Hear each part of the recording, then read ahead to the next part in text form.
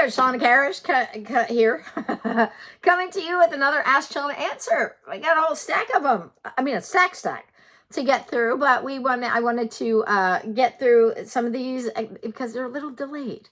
It's been a little chaotic the past couple years, but I also have some exciting news. So Jesse and I, who have been out there, we're coming to you from Pennsylvania these days, have been out there and teaching, and it's been fabulous. We've just been learning so much more. I learn something new every time I work with another horse and rider, and it's a great experience. But we also realize that we need some resources available to people that are not always being able to come to the clinic, or they've gone to the clinic and then they've gone home and you need support. So we have developed the Shauna Karish Equine membership site. So it's a way that it's very reasonable, and it's a place where we're going to start focusing. We've already started. We've only been at it like 10 days now. And we're figuring things out and getting it rolling. It's a new platform, and it is fabulous. So we are there, but we had the stack of these Ask Shauna questions that I hadn't gotten to, and so they're a little delayed. But we're going to keep going on with the Ask Shauna also within our membership site. So we'll have some directly.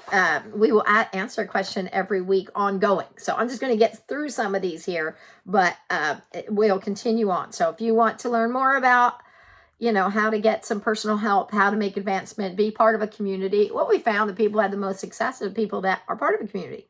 So it's a community there that we're part of, and that we're there and helping and really wanting to see people advance. And we want to say our slogan is elevate everything: compassion, performance, and connection. So that we can, no matter where we are, we can learn how to use positive reinforcement correctly, because it can be done not so great. Okay, so this one comes to me from Rebecca. She says, "Hi, Shauna. I recently discovered your work and have listened to many of the 101 podcasts, as well as purchasing and watching 2 of your courses, riding and dealing with the high energy spooky horses. I wanted to follow up with you with one of our horses, Oz, a 9-year-old Canadian warm blood gelding we purchased 2.5 years ago. We worked through a lot of issues with him: sore back, sore feet, ulcers twice. He is now sound and seemingly healthy and living in a quiet rural setting with 2 other horses. Despite this, he is becoming more and more difficult to manage. He is reactive when being groomed, ears threatening to bite and kick, extremely spooky, and has gone through weeks of refusing to go into his stall. He lives in a large in-out stall paddock combo, choosing to stand in the pouring rain day and night rather than come into the stall. He will balk or refuse to move or explode if his triggers get to be too much. Leading him is extreme challenge. Fine if he wants to go somewhere, or a lengthy and frustrating process when he doesn't. The wash stall is a complete no for him. We have been working on R+ with him for over a year. He likes the target and will follow it. He loves his stationary target and is good at liberty walking and okay at standing. He catches on well, and when relaxed, he is a sweet, seemingly happy horse. However, there's no positive reinforcement compelling enough to convince him to walk forward to come into his stall when he sees or hears something he considers alarming, even if it means missing dinner. It seems that this behavior is happening more and more, and I can't understand what is reinforcing it. He stares and he startles, he balks, and can't be distracted with a target or treat. When being ridden, he will refuse to enter corners of the ring, even if they're extremely familiar to him. It is extremely puzzling, and his behavior is impacting our ability to ride and advance his training. We are at a loss on how to proceed and would love some advice or private coaching to get on the right track. Thanks so much, Rebecca." Okay, Rebecca, I think actually since you've written this, we have done the coaching calls. So I think that you and your daughter, we have worked with you, and it sounds like you guys have made great progress. So I think it is fabulous. And I didn't realize that's what it was till I started reading it. Wait, Oz, I know this. But anyway, but I think it's a great thing to kind of address some of these things for other people, because I think that it is, you're not alone in trying to figure it out. One of the things is there's something going on. I mean, and it sounds like you've done a great job. We always want to go physical first. We always need to look at, are you okay? Are you sound? The ulcers, all those things. And you've been addressing them and done a great job with that. So it's always go there first. And that's good. The other thing we want to consider is our management style. Is he getting enough freedom to run and play? Is he having 24-hour forage? Is he getting to spend time with friends? I know that's not always possible if a horse hasn't been socialized, but we can at least have him across the fence from fens or fence from fens, but trying to consider how can we get him to that environment. And not everything is the ideal situation, but so we want to consider the management style first. And then what I'm going to say is it sounds like he has a long history of probably flooding. I mean, because a lot of times what happens is when they get flooding, which is us kind of doing too much, and then they shut down, but we think it's desensitization. And oftentimes what we can be doing is creating sensitization and more reactivity to their environment. So I think that, and what it results in is this kind of extra reactive to everything. And he also may have been somewhat shut down where he towed the line because he had to toe the line. And once he was given a voice, he's kind of like, I don't necessarily want to do this. So now that he can say no, he does. You have those pieces there. And I imagine it's a long-standing reinforcement history within him. I imagine that he just is like, I've never liked this. So, and it's probably a conditioned response. It's probably classic conditioning going in the wrong direction where he's like, well, I just hate this. This equals this. This equals this. This equals this. So I think if you use the positive reinforcement with the things, but what you want to do is be as you're getting a response. If you need to use a target in the food, you do it. And keep in mind, when he gets to that point where he is over threshold, they can go too far over threshold. It's all fight or flight, and they can't come back from that. They don't have any self-regulation. And the reinforcement history teaches them to come back down, settle down. And believe me, they want to find safety. They don't love that. They don't like being where they think their life is in danger. But to them, it is their reality. Even though we can say, just a jacket on the fence, to them, he thinks it's all going, it's bad. He may die. I mean, that's kind of how severe it can be for them. So as much as we want to just say it's just ridiculous, it's a reality. And so instead of kind of fighting it, we need to think, okay, how can I get you through that? Oftentimes, if we catch it before it's too big, we can utilize the target, most often the strongest thing, the target, and get them to let go of the thing and get back to us.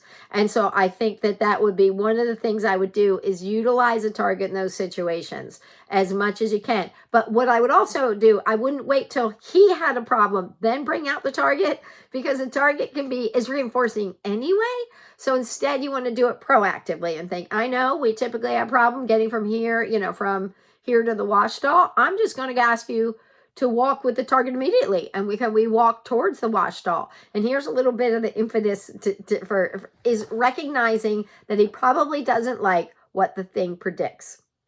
So grooming probably predict ulcer pain and all that. So he's like, I don't necessarily want that. Going in the wash stall, probably about the same thing. And he probably got corrected if he did anything wrong. So he's like, well, I don't want to go there either. So he thinks it's going to predict all these things. And he doesn't, it's probably just a conditioned response by now. He's like, well, now if I have a choice, I don't want to. And honestly, my Murray was like this. He didn't really like things. He would do them with his big old eyes and being all worried, but he didn't enjoy them and he didn't look forward to them.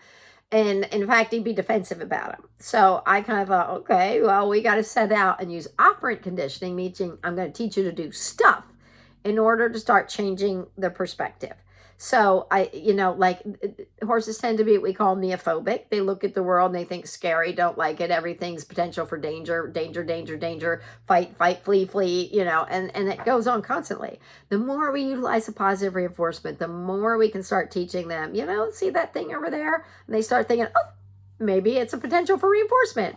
And we can start building up their new and improved reinforcement history, their new and improved association, and kind of, in an anthropomorphic way, turn them from pessimistic to stranger danger to feeling like things are good. So I think it's just going to be a little bit of time in helping him to change his perspective of the world. And really, to be honest, he doesn't feel safe. when they're that kind of fighting and worried, he truly doesn't feel safe. That corner doesn't feel safe. So when he's a little bit adrenaline up, he probably has trigger stacking. It's adrenaline. And that's like when we're watching a scary movie and the phone rings. It can ring all day long. And we're fine, but we're watching that movie. We're like, don't go in the garage or whatever. And then the phone rings and we just lose it. That's trigger stacking. That's adrenaline piling up. He's probably spending a good deal of his time with his adrenaline piling up. So we can use the target and the liberty leading and these familiar positive reinforcement things that incorporate choice and freedom, control, because we're saying you can do it or not do it. We're not here to make you do things that are too much for you, which I think he's probably had a life of, I'm suspecting. But now he starts saying, can you just give me a little? So as he starts walking, so I'd break up your routine a bit. As he starts walking to the wash stall, I would feed, and make a U-turn and go somewhere else for a little bit, walk around to things that are comfortable and familiar, if he has those.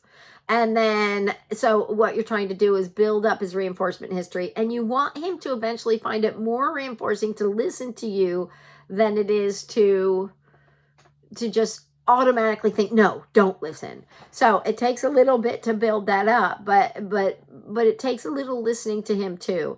And one of the things you hear us saying all the time, Jesse and I, is slow down, you'll go faster. So in the beginning, it may feel like, this seems like a lot to teach him to touch a target, and stand in the stationary target and solidify those pieces more. But in the long run, I think you're going to get a horse who is going to be a problem solver, enjoys problem solver, feels safer in the world. And that's going to be kind of your game changer. And it will be a game changer. It's just going to take a little bit to get there. And I do suspect that once he was given some choice and he was allowed to say no, he's expressing that. And it's healthy. I know it doesn't feel like it's healthy, but it actually is really big progress. So try not to get too wrapped up in our own agenda. Just slow down and think, okay, and I love that you're dedicated to this. You say, okay, we're here to help you through it. And the rain thing, that a lot of horses do not like being in during the rain, with rain on a metal roof.